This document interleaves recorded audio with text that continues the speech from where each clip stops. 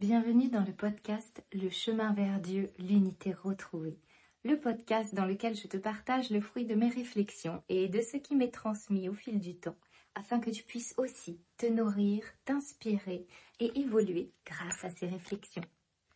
J'aborde un sujet aujourd'hui avec toi qui parle davantage de stress et de ce qu'on peut expérimenter finalement d'un point de vue très large sur cette planète. C'est-à-dire qu'on vient tous, d'ailleurs, on est beaucoup, énormément, si tu m'écoutes, tu as certainement déjà beaucoup de notions de spiritualité, de peuples qui viennent d'ailleurs, ou simplement de Dieu d'un point de vue plus large.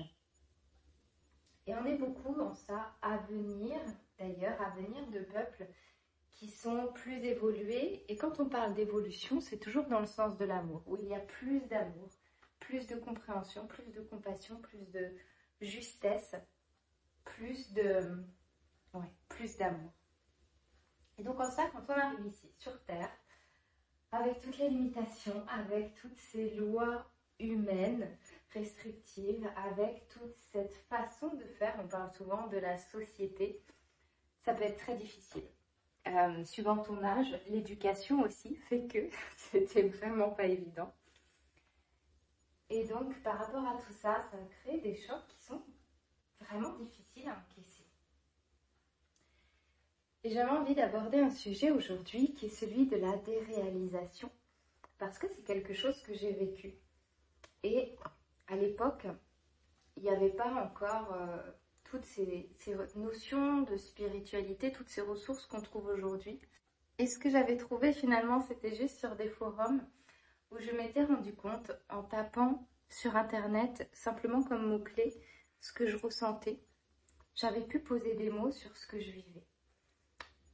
Il se trouve que c'est ce qu'on appelle la déréalisation. Alors qu'est-ce que c'est la déréalisation?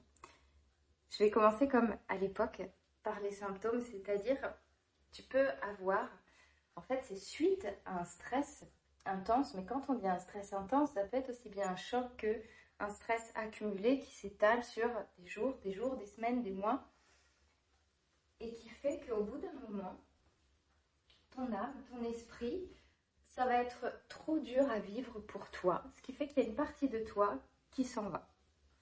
Concrètement, c'est ça, il y a une partie de toi qui n'est plus là, qui s'en va dans d'autres plans énergétiques et qui fait que tu te retrouves vraiment loin de ton corps, ou que tu as cette sensation d'absence, cette sensation de ne plus être là. T'es parti en fait. Comment ça se matérialise, comment ça se ressent? Moi, j'avais vraiment l'impression de voir le monde derrière des lunettes de soleil, comme s'il y avait tout le temps un voile. C'était la notion, ce mot de lunettes de soleil qui revenait. Vraiment d'avoir une distance avec ce qui m'entourait. Et j'arrêtais pas de me dire, mais ça va se voir, les gens vont voir qu'il y a un truc chelou chez moi. Et je sais pas si les gens l'ont vu ou pas. Mais en tout cas, c'est très dur à vivre parce qu'il y a cette sensation effectivement de ne pas être là ou d'avoir cette distance avec le monde. C'est pour ça que ça s'appelle déréalisation. C'est parce que c'est déconnecté en quelque sorte de la réalité qui nous entoure. Et je me souviens à l'époque, ça m'avait touchée pendant peut-être 2 semaines au complet. Et je devais aller travailler parce que je travaillais en tant que professeure dans une école. Et j'étais littéralement paniquée à l'idée de devoir aller travailler parce que je me disais, mais tout le monde va voir qu'il y a quelque chose qui ne va pas chez moi, que je ne savais pas trop comment décrire ça justement. Je savais que j'étais pas malade, j'étais déjà dans cette notion d'énergétique, de spiritualité, et donc je savais que c'était d'un point de vue spirituel ce qui se passait, c'était pas une maladie.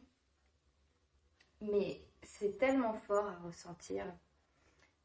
Et puis, c'est pas juste cette sensation de ne pas être là. Parce que quand on n'est pas là, qu'est-ce qui se passe? Il y a aussi beaucoup de... Eh bien, finalement, je vais dire d'attaque énergétique parce qu'on devient beaucoup plus sensible, beaucoup plus fragile, beaucoup plus perméable à tout ce qui peut passer autour comme esprit, comme entité, etc. Et du coup, j'avais des moments vraiment de peur panique, des moments où je fondais en larmes sans aucune raison, où je me sentais d'un seul coup tellement au bout de ma vie que c'était vraiment très dur à gérer. Alors à l'époque, j'étais partie regarder sur les forums. Ce que j'avais trouvé m'avait pas vraiment rassurée. Je voyais des gens qui disaient que ça pouvait durer des années. Et évidemment, ça m'avait paniqué encore plus.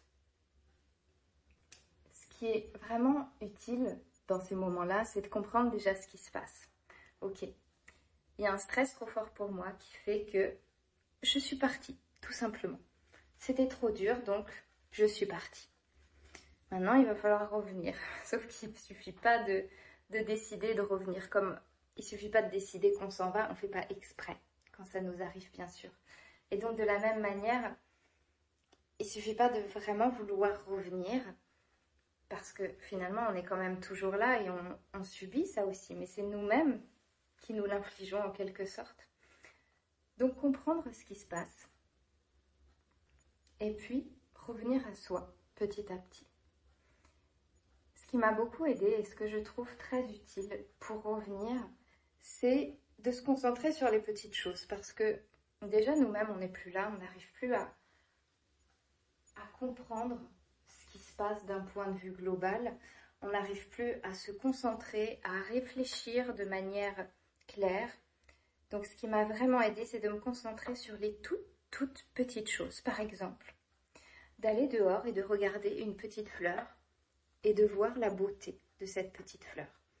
De voir les belles choses qui m'entouraient.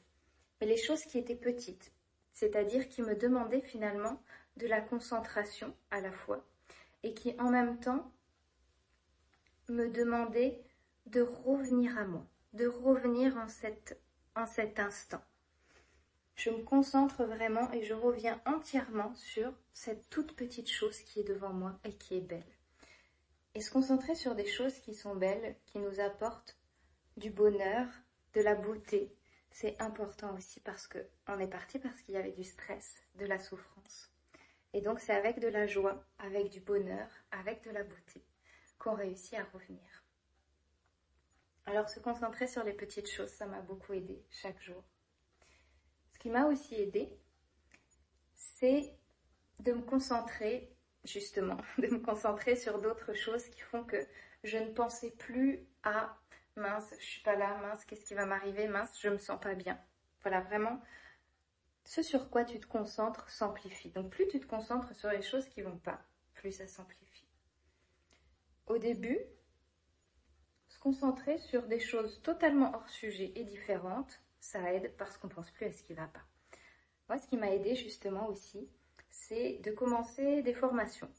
Des petites formations gratuites sur Internet, t'en trouves plein, sur des sujets divers. Tu vas trouver des mini-formations gratuites sur les plantes sauvages, sur apprendre une langue étrangère, sur, je sais pas, ce qui te passionne, apprendre le crochet, la peinture, peu importe. Ce qu'il faut, c'est que ce soit un truc où tu te dises, tiens, ça a l'air sympa. C'est gratuit. Il n'y a pas à réfléchir trop sur ce que ça va engendrer, ce que ça demande comme effort ou quoi que ce soit. Juste, tu cliques, tu y vas. Et quelques heures par jour, tu te concentres sur ce sujet. Ça te permet toi-même de faire grandir tes capacités, donc de grandir ta valeur en toi, l'appréciation que tu portes en toi-même, et donc de te dire aussi, hé, c'est cool, je suis quelqu'un de bien, je suis quelqu'un qui apprend plein de choses, et de voir son avenir s'ouvrir aussi comme ça. Je ne sais plus dans quelle formation j'étais allée à ce moment-là, mais effectivement, tu en trouves plein sur Internet.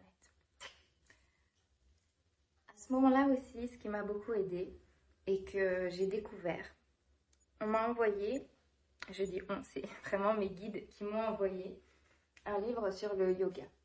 J'avais déjà lu les livres de Elisabeth Eich, qui sont vraiment très intéressants d'un point de vue spirituel, puisqu'ils parlent de réincarnation, de vie intérieure et d'ascension aussi. Et à ce moment-là, je crois que je venais de lire un de ses livres les plus connus, dont j'ai mangé le nom. Mais toujours est-il que je suis tombée sur un livre qu'elle a écrit avec Selvarajan Yesujan, qui est un maître yogi. Et donc, ils ont ensemble coécrit un livre de yoga qui comporte dedans toutes les postures. En gros, il n'y a pas besoin de vidéo, il n'y a besoin de rien, juste de ton bouquin. Tout est vraiment expliqué très clairement, à la fois sur ce qu'est le yoga, ce que ça t'apporte d'un point de vue énergétique, spirituel, à la fois sur l'histoire de cette personne, et en même temps, ça permettait de faire une pratique physique et de se recentrer sur l'ici, le maintenant, et mon corps dans cet ici et maintenant. Ce dont je me rends compte aujourd'hui, c'est que finalement, il s'agit exactement d'une pratique qui vise à détendre et relâcher le système nerveux, ce qu'on appelle le système sympathique et parasympathique. Et c'est aujourd'hui des techniques d'ailleurs qui sont enseignées pour venir apaiser le système nerveux en cas de stress. Il s'agit de prendre conscience de son corps, revenir à l'ici et maintenant, se rendre compte que tu as le temps, que tout va bien, que tu es en sécurité. Le yoga, ça a eu cet effet-là sur moi. Alors, il y a plein d'autres techniques. Tu n'es pas obligé de te lancer dans le yoga pour pallier à ça. Mais juste en allant chercher sur Internet quelques techniques pour relâcher, détendre le système nerveux, tu verras qu'il y en a plein qui sont finalement très puissantes parce que ça t'apaise et ça te fait revenir ici. Et revenir ici, c'est vraiment ce qui est important. Il y a quelques semaines, j'ai revécu un épisode qui a duré une seule journée, mais je ne pensais pas de revivre ça dans ma vie. Et je me suis dit, punaise, j'avais jamais vu de partage sur ce sujet. Et pourtant, je pense que c'est tellement présent, ces moments finalement, aujourd'hui, par rapport à ce qui se passe, mais par rapport aussi aux personnes qui s'incarnent aujourd'hui sur Terre, parce qu'on est là pour venir changer de paradigme, on est là pour venir installer le nouveau monde, un monde de paix, d'amour, de Dieu. Et donc, on a aussi beaucoup de personnes qui rentrent dans des dépressions, qui rentrent dans énormément de difficultés à vivre dans ce monde-là qui n'est pas adapté à eux. Et c'est normal, on est là pour le changer. Mais quand on n'arrive pas à le changer, quand on n'arrive pas à trouver en nous cette force d'aller au-delà, eh bien, il peut y avoir différents épisodes de stress, de dépression, dont la déréalisation peut faire partie. J'avais envie de te partager cette expérience pour aussi donner des clés sur comment s'en sortir, sur comment aller de l'avant, qui sont finalement des clés très générales et qui s'appliquent aussi à n'importe quoi. Se donner de petits objectifs chaque jour. Quand juste l'idée de sortir de chez toi te provoque une peur panique, eh bien te donner un petit objectif chaque jour, déjà, ça aide énormément. Merci pour ton écoute. Pour recevoir chaque jour une guidance vibratoire et être accompagné quotidiennement, rejoins Shine via le lien en description. À bientôt sur le chemin vers l'unité.